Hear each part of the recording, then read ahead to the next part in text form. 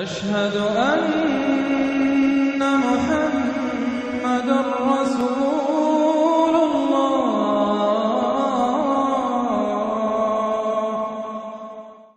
سورۃ الممتحنہ، بسم اللہ الرحمن الرحیم۔ ممتحنہ کا جو زمانہ نزول ہے معین کر لیجئے،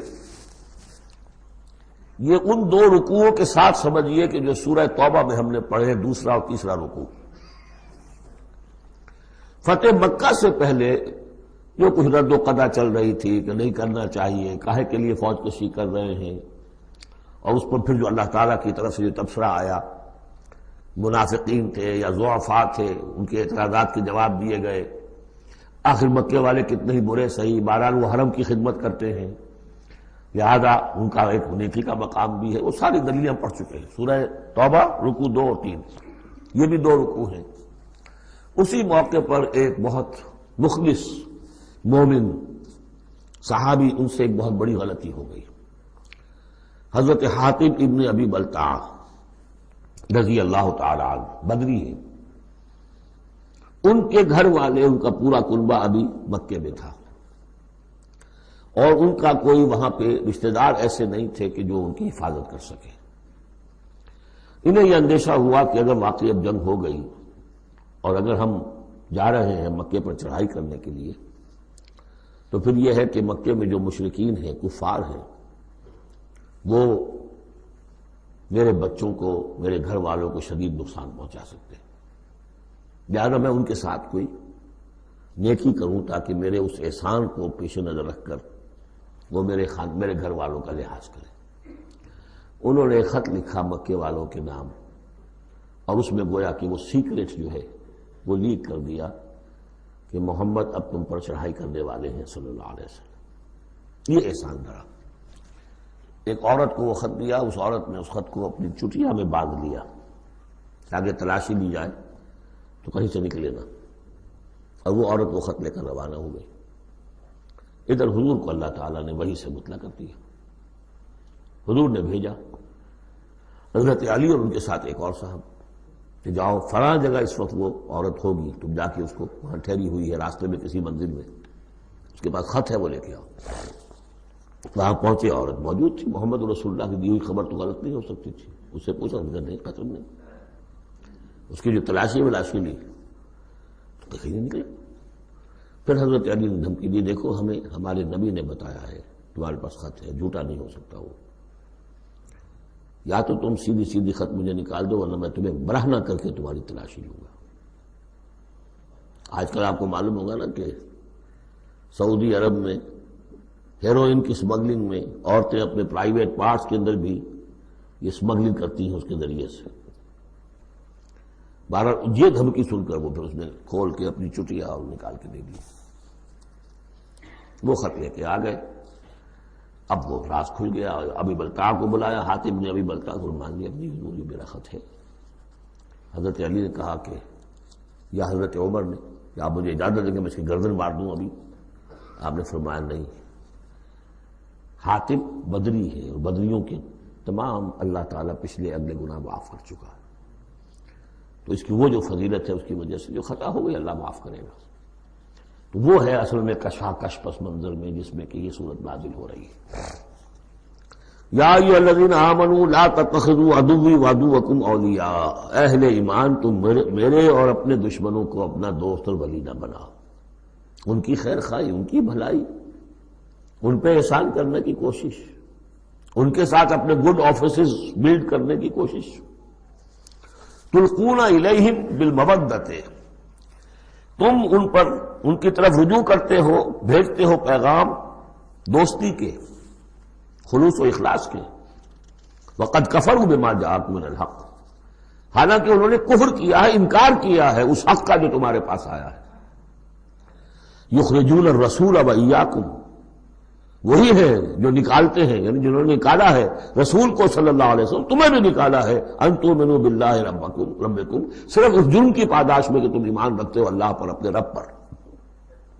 ان کنتم خرجتم جہادا فی سبیلی، اگر تو تم نکلے تھے مکے سے اور تم نے ہجرت کی تھی اس لیے کہ میری راہ میں جہاد کرو گے تو یہ طرز عمل تو پھر اس کے منافی ہے.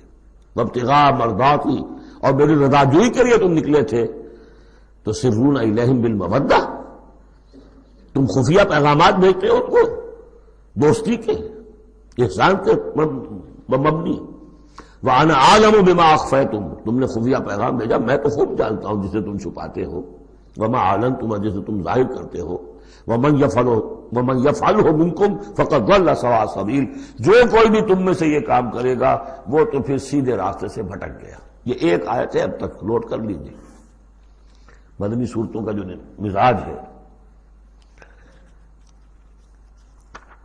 یا ایھا الذین آمنوا لا تتخذوا عدوی وعدوکم اولیاء تلقون الیہم بالمودۃ وقد کفروا بما جاءکم من الحق یخرجون الرسول وایاکم ان تؤمنوا باللہ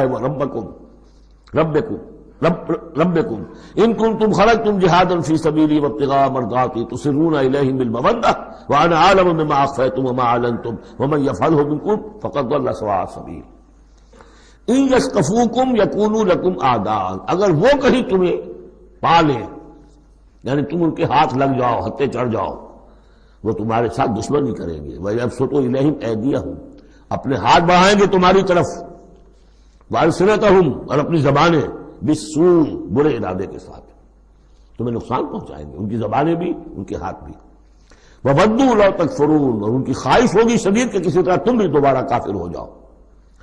لَن تَنفَعَكُمْ أَرْحَامُكُمْ، تمہیں ہرگز نفع نہیں پہنچائیں گے تمہارے رحمی رشتے. ولا اولادکم، نہ تمہاری اولادیں. یوم القیامہ، قیامت کے دن. یفصل بینکم، اللہ فیصلہ کر دے گا تمہارے مابین. واللہ بما تعملون بصیر، اور جو کچھ تم کر رہے ہو اللہ اسے دیکھ رہا ہے. قد کانت لکم اسوۃ حسنۃ فی ابراہیم والذین معہ، تمہارے لیے ایک اچھا نمونہ ہے، بہت عمدہ ماڈل ہے، اسوہ حسنہ ہے. فی ابراہیم والذین معہ، ابراہیم اور ان کے ساتھیوں کے معاملے میں، ان کی شخصیتوں کی صورت میں. اذ قالوا لقومہم، جبکہ انہوں نے کہا اپنی قوم سے، برملا کہہ دیا، انا براء منکم، ہم بری ہیں تم سے، ومما تعبدون من دون اللہ، اور جن کو بھی تم پوج رہے ہو اللہ کے سوا، ہمارا ان سے کوئی رشتہ نہیں، کوئی تعلق نہیں، ہم اعلان برات کر رہے ہیں ان سے. کفرنا بکم، ہم منکر ہوئے تم سے بھی. وبدا بیننا وبینکم العداوۃ والبغضاء ابدا، اور اب تمہارے اور ہمارے مابین عداوت اور بغض اور بیل شروع ہو چکا ہے، اب یہ ہمیشہ باقی رہے گا. حتی تؤمنوا باللہ وحدہ، جب تک کہ تم ایمان نہ لاؤ اللہ پر توحید کے ساتھ. یعنی جب تک اس طرح ننگی تلوار نہ بن جائے ایک مومن. حزب اللہ کو ننگی تلوار بننا پڑتا ہے، رشتوں کو کاٹنا پڑتا ہے. وَلَوْ كَانُوا آبَاءَهُمْ أَوْ أَبْنَاءَهُمْ أَوْ إِخْوَانَهُمْ أَوْ عَشِيرَتَهُمْ، سورہ مجادلہ میں پڑھا ہے ابھی. تو یہ حضرت ابراہیم علیہ السلام کا معاملہ. إِلَّا قَالَ إِبْرَاهِيمَ لِأَبِيهِ لَأَسْتَغْفِرَنَّ لَكَ، سوائے اس کے کہ ابراہیم نے ایک وعدہ کیا تھا اپنے باپ سے کہ میں آپ کے لیے ضرور استغفار کروں گا. یہ سورہ مریم میں ہم پڑھا ہے، جب اس نے کہا تھا کہ تم نکل جاؤ. وَاهْجُرْنِي مَلِيًّا اراغب انت عن آلہتی یا ابراہیم لئن لم تنتہ لارجمنک واہجرنی ملیا. حضرت ابراہیم نے کیا کہا تھا؟ سلام علیک ساستغفر لک ربی انہ کان بی حفیا، میں آپ کے لیے ابا جان میں اپنے اللہ سے دعا کروں گا، استغفار کروں گا. وما املک لک من اللہ من شیء، مجھے اختیار کوئی نہیں ہے آپ کے بارے میں اللہ کے ہاں، کچھ نہیں، آخری اختیار اللہ کا ہے. ربنا علیک توکلنا والیک انبنا والیک المصیر، پروردگار ہم نے تجھی پر توکل کیا اور الیک انبنا، اور تیری طرف سے رجوع کیا، والیک المصیر، اور تیری طرف لوٹ جانا ہے. ربنا لا تجعلنا فتنۃ للذین کفروا، پروردگار ہمیں اب کافروں کے لیے تختہ مشق اور تختہ امتحان نہ بنا دے کہ ہمارے اوپر وہ ظلم کریں، اور تو ان کو اوپر آزمائش جو انہیں آزما رہا ہے وہ اس شکل میں کہ ہم پر وہ ظلم کریں، جیسے اللہ تعالیٰ کفار مکہ کو آزما رہا تھا. لیکن تختہ ستم، تختہ مشق کون؟ صحابہ کرام بنے ہوئے تھے. واغفر لنا، اور ہمیں بخش دے، انک انت العزیز الحکیم، یقیناً تو ہی ہے سب کچھ زبردست اور حکمت والا. اب یہاں نوٹ کر لیجئے کہ سورہ توبہ میں آ چکا ہے کہ حضرت ابراہیم نے آخر میں آ کر تبرأ منہ، جب انہوں نے معلوم ہو گیا کہ میرا باپ تو دشمن ہے، اللہ کا دشمن ہے، تو برات کی. یہ آیتیں جو ہیں یہ سن 8 میں فتح مکہ سے قبل نازل ہو رہی ہیں. حاطب بن بلتع کا واقعہ ہے، ابھی مکے طرف روانگی نہیں ہوئی ہے. اور وہ آیتیں جو ہیں وہ سن 9 میں نازل ہو رہی ہیں، اس کے بھی ذی قعدہ کے بھی بعد، جبکہ واپس آ گئے حضور صلی اللہ علیہ وسلم تبوک سے.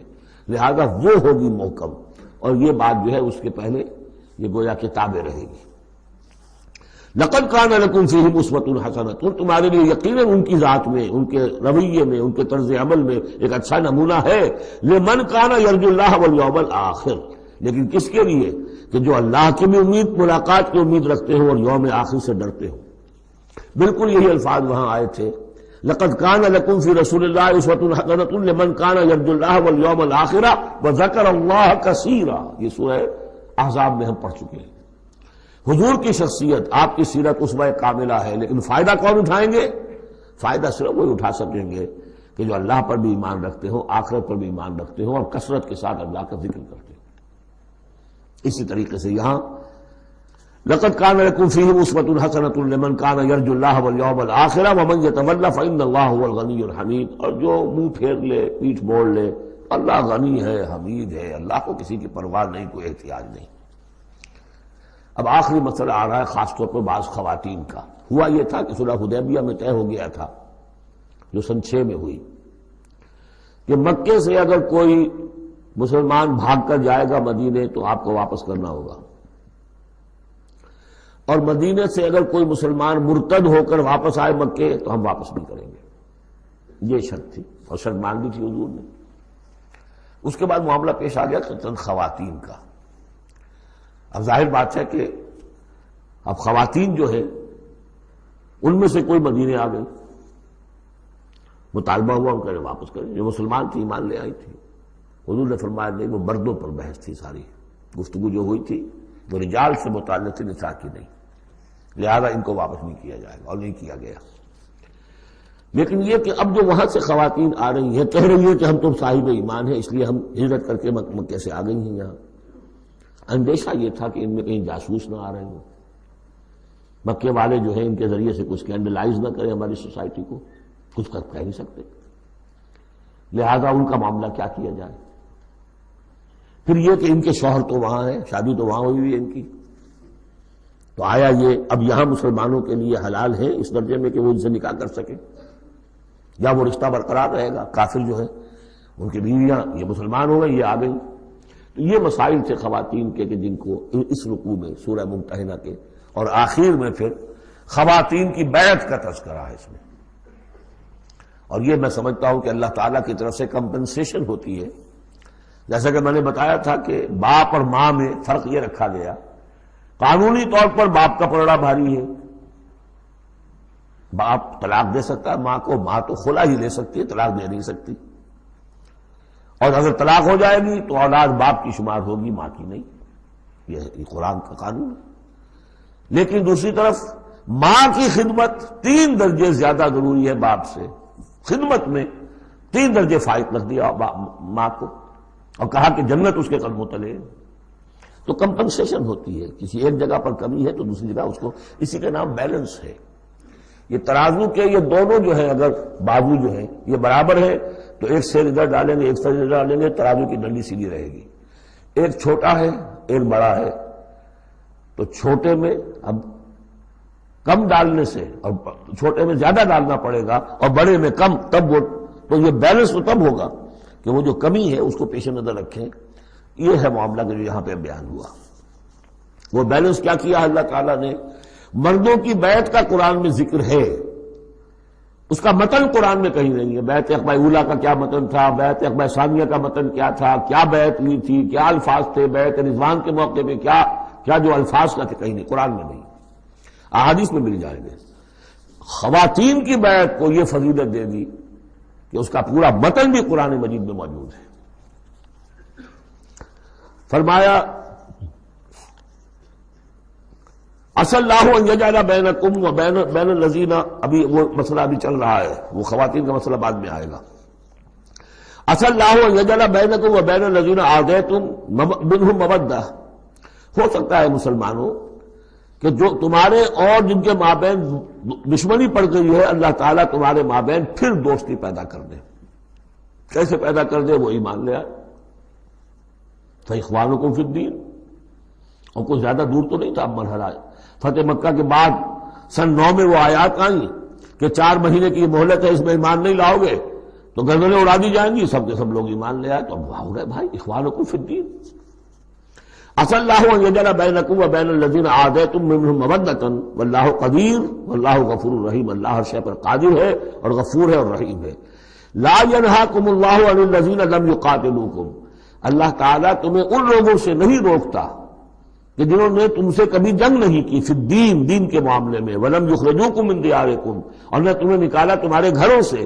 ان تبروهم وتقسطوا اليهم. کہ تم ان کے ساتھ کوئی بھلائی کرو یا انصاف کا معاملہ کرو. یہاں بھی ولایت کا معاملہ نہیں ہے. کافر کو ولی نہیں بنایا جا سکتا، پشت پناہ، مددگار، حمایتی، قلبی محبت نہیں ہو سکتی، لیکن کوئی نیک سلوک کرنا، کوئی بھلائی کرنا، اس میں کوئی اعتراض نہیں. کافروں کے ساتھ کرو. جو غیر حربی ہے، جس کے ساتھ جنگ نہیں ہے، جس نے کبھی آپ کے خلاف آپ کے کسی دشمن کی مدد نہیں کی ہے، اس کا معاملہ مختلف رہے گا. ان اللہ یحب المقسطین. اللہ تعالیٰ انصاف کرنے والوں کو پسند کرتا ہے. انما ینہاکم اللہ عن الذین قاتلوکم فی الدین. تمہیں اللہ روک رہا ہے ان سے کہ جنہوں نے تم سے جنگ کی ہے دین کے معاملے میں، دین کی وجہ سے. واخرجوکم من دیارکم. نکالا ہے تمہیں تمہارے گھروں سے. وظاہروا علی اخراجکم. اور انہوں نے گٹھ جوڑ کیا ہے تمہارے نکالنے پر، ایک دوسرے کی مدد کی ہے. ان تولوہم. کہ تم ان کے ساتھ ولایت، باہمی ولایت، باہمی کا رشتہ قائم کرو، اس سے روکا ہے. وَمَن يَتَوَلَّهُمْ. اور جو کوئی ان کے ساتھ دوستی کرے گا فَأُولَٰئِكَ هُمُ الظَّالِمُونَ. تو وہی لوگ ہیں کہ جو ظالم ہیں. یا ایھا الذین آمنوا. یہاں سے اب خواتین کا معاملہ. یا ایھا الذین آمنوا اذا جاءکم المؤمنات مہاجرات. اہل ایمان جب تمہارے پاس آئیں مومن خواتین ہجرت کر کے، فامتحنوہن.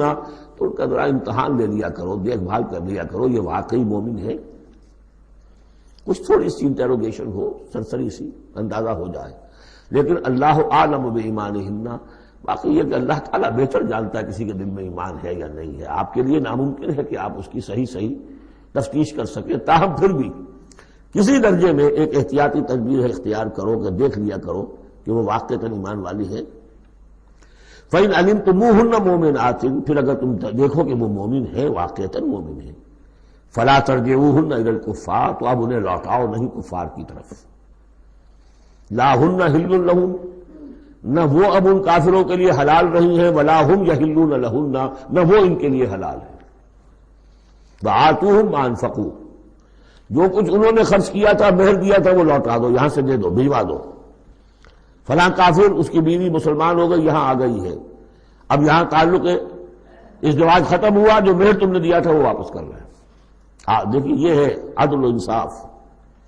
جیسے کہ حضرت خالد بن ولید نے ایک موقع پر، جبکہ شام کے محاذ پر ذرا پیچھے ہٹنا پڑا، غالباً ابو عبیدہ کا معاملہ تھا رضی اللہ تعالی عنہما. تو ایک شہر جس سے کہ جزیہ لے لیا گیا تھا، پھر چونکہ وہاں سے پسپائی جو ہے ٹیکٹیکل موو کے طور پر وہاں سے پیچھے ہٹنا پڑا، تو وہ سارا جزیہ واپس کر دیا. ہم جا رہے ہیں، اب آپ لوگوں کی حفاظت کا ذمہ ہم نہیں لے سکتے. ذمہ کا مطلب ہے ہمیں آپ کی حفاظت کی ذمہ داری پوری کرنی تھی، نہیں کر سکتے. یہ رقم واپس.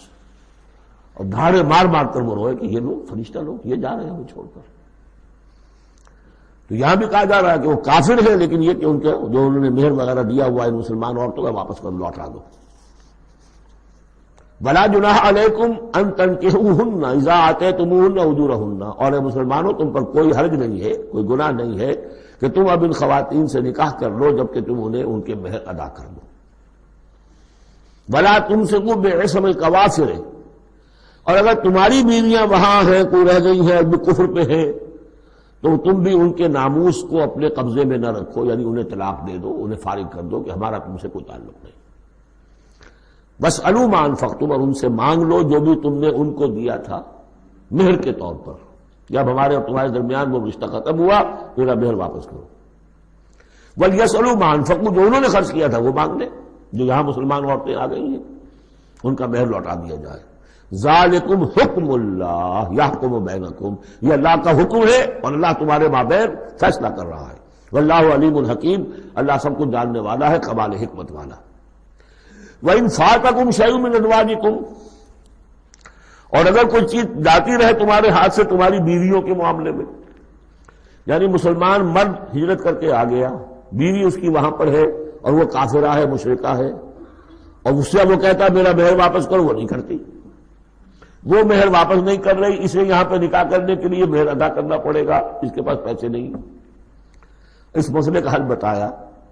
وَإِنْ فَاتَكُمْ شَيْءٌ مِّنْ أَزْوَاجِكُمْ، تمہارے کچھ لوگوں کی طرف سے اگر انہیں یہ نقصان پہنچ جائے کہ انہیں وہ مہر واپس نہ ملے، فَعَاقَبْتُمْ إِلَى الْكُفَّارِ، یہ کفار کے ہاں رہ گیا، وہ نہیں دے رہے تم مہر، فَعَاقَبْتُمْ، پھر اگر کہیں تمہارا ہاتھ پڑ جائے، کہیں کسی جگہ تمہیں فتح مل جائے، کہیں سے تمہیں مال غنیمت یا مال فہ ہاتھ آ جائے، فَآتُوا الَّذِينَ ذَهَبَتْ أَزْوَاجُهُمْ، تو ان لوگوں کو کچھ دے دلا دو کہ جن کی بیویاں جاتی رہیں اس کفر اور اسلام کی وجہ سے، رشتہ جو کٹ گیا ہے، تاکہ اب وہ اپنی اس رقم سے جو انہیں دی جا رہی ہے وہ یہاں نکاح کر سکیں، اور جو خواتین وہاں سے آ رہی ہیں جن کا کہ حکم دے دیا گیا کہ یہاں سے ان کے مہر واپس کر دو، تو اب ان سے وہ نکاح کریں گے تو مہر دیں گے تو تب ہوگا نا۔ فَآتُوا الَّذِينَ ذَهَبَتْ أَزْوَاجُهُمْ مِثْلَ مَا أَنفَقُوا وَاتَّقُوا اللَّهَ الَّذِي أَنتُم بِهِ مُؤْمِنُونَ، اور اس اللہ کا تقوی اختیار کرو جس پر کہ تمہارا ایمان ہے۔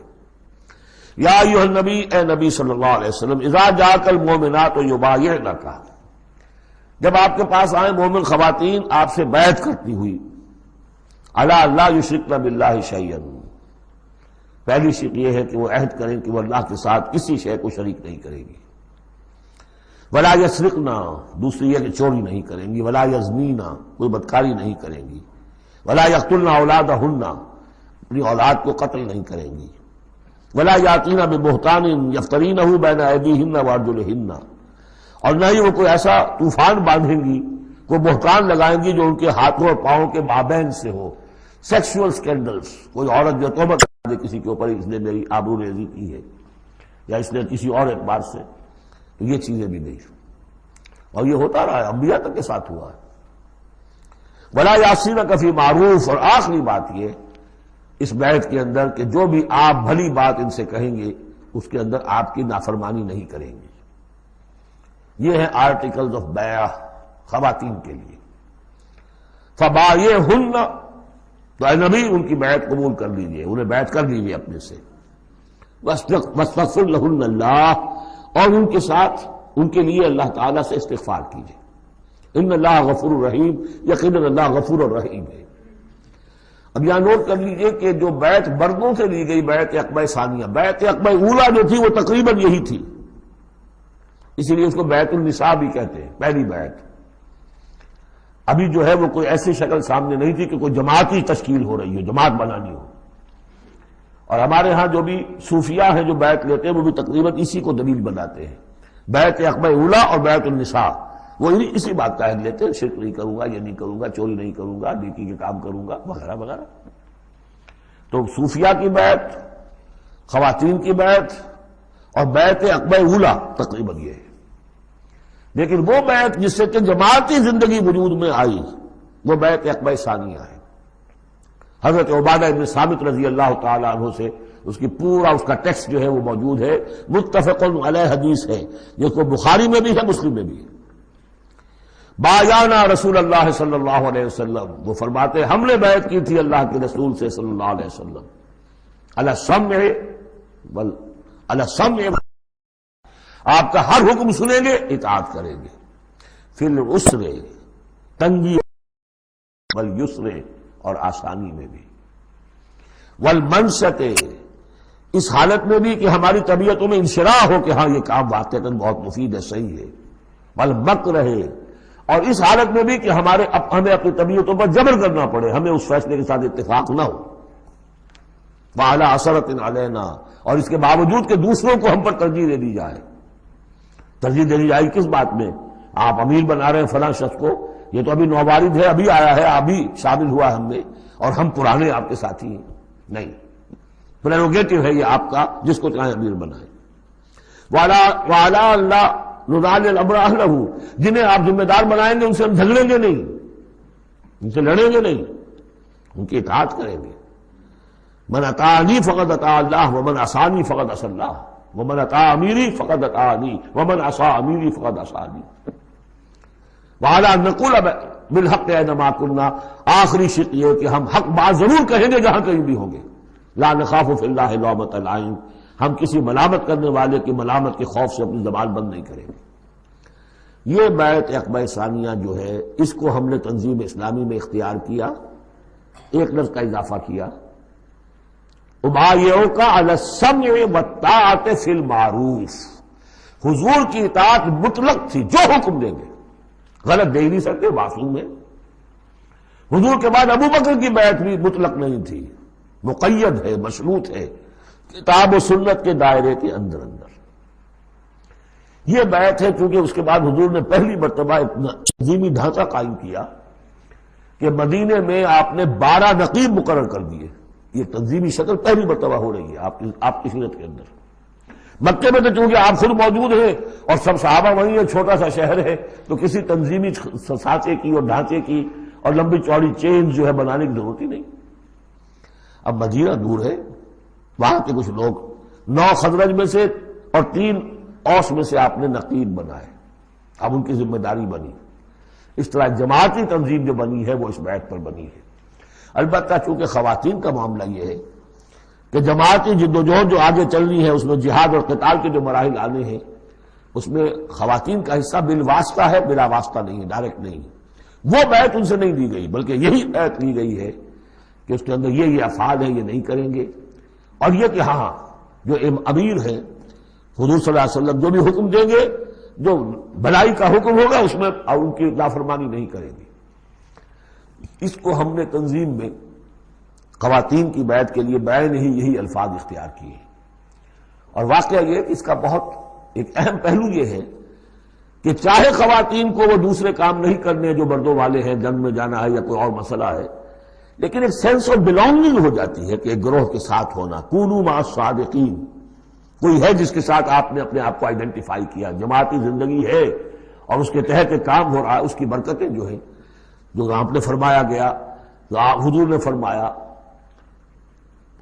یہ حضرت عمر کا قول ہے، اثر ہے، لا اسلام الا بالجماعہ ولا جماعہ الا بالامارہ ولا امارہ الا بالسماع ولا سماع الا بالطاعہ۔ کوئی اسلام نہیں ہے بغیر جماعت کے، کوئی جماعت نہیں بغیر عمارت کے، کوئی عمارت نہیں بغیر جب حکم سننے کے، اور سننے کا کوئی فائدہ نہیں ہے تک مانا نہ جائے۔ حضور نے فرمایا علیکم بالجماعہ ید اللہ علی الجماعہ، تم پر لازم ہے کہ جماعت کی شکل میں رہو، اور اللہ کی مدد اور تائید جماعت کے ساتھ ہوتی ہے۔ اور اس جماعت سازی کے لیے جو مسنون اور منسوس اور معصور بنیاد ہے وہ ہے بیعت، جس کو ہم نے چھوڑ دیا۔ دوسرے طریقے جو ہے جماعت سازی کے، دستور ہو، دستور کے مطابق پھر قوانین ہو، بائی لاز، یہ بھی حرام نہیں ہے، یہ بھی مباح ہے، لیکن مباح ہونا اور بات ہے، اور منسوس ہونا، مسنون ہونا، معصور ہونا یہ بالکل اور بات ہے، زمین و آسمان کا فرق ہے۔ بہرحال ہم نے تنظیم اسلامی میں اس بیعت کے نظام کو اختیار کیا۔ اللہ کا شکر ہے کہ جو ایک انسٹیٹیوشن اسلام کا بالکل ختم ہو گیا تھا، ڈیڈ، مطلوب، ہم نے اسے زندہ کیا ہے۔ آخری آیت ہے، یا ایھا الذین آمنوا لا تتولوا قوما غضب اللہ علیہم، اہل ایمان ان کو لوگوں کے ساتھ دوستی نہ کرو جن پر اللہ کا غضب ہے۔ جہاں سے یہ صورت شروع ہوئی تھی اختتام پر پھر وہی بات آ گئی، قد یئسوا من الآخرہ، یہ آخرت سے مایوس ہو چکے ہیں، کما یئس الکفار من اصحاب القبور، جیسے کہ کفار مایوس ہو چکے ہیں اصحاب قبور میں سے۔ اس کے 2 معنی دیے گئے ہیں، جیسے کفار جو قبر میں ہیں ان پر تو حقیقت واضح ہو چکی ہے نا، عالم برزخ میں جب پہنچ گئے تو انہیں معلوم ہے، اب حقائق منکشف ہو گئے، جیسے وہ مایوس ہو گئے ہیں کہ ان کے لیے اب کوئی راستہ نہیں، اللہ کے عذاب سے بچنے کی کوئی شکل نہیں۔ یا یہ کہ جیسے یہ کفار مایوس ہو گئے ہیں کہ جو قبر میں چلا گیا اس کا کوئی باعث بعد الموت نہیں ہے، اس کو دوبارہ اٹھا جانا نہیں ہے۔ دونوں امکانات، دونوں ترجمے کیے گئے ہیں، تو تم ان لوگوں کی طرح نہ ہو جاؤ جو مایوس ہو چکے ہیں یہ لوگ اللہ کی رحمت سے۔ یہ لوگ جو ہیں، یہ جو یہودی ہیں، اور ان کے ساتھ تمہاری دوست نہیں ہے۔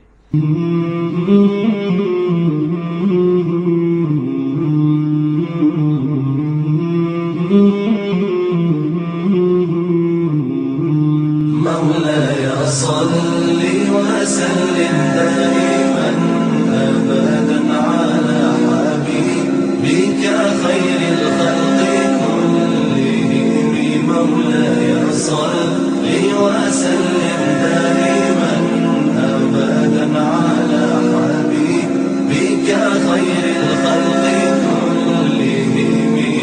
مولاي صل وسلم